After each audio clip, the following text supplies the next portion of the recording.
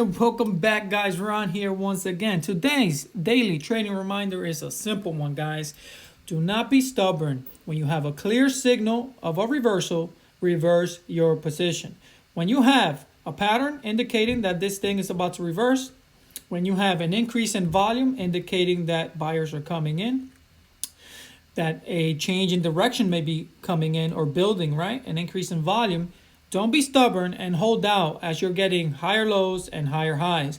And be stubborn waiting for this thing to come back and go in your direction. So when you have a clear signal, guys, reverse your position without a second thought, without hesitation. Be mechanical, okay? And just reverse your position so that you can take advantage of the move like this. And that's it for today, guys. Let's go. Let's get it. Make that money. More money, more money.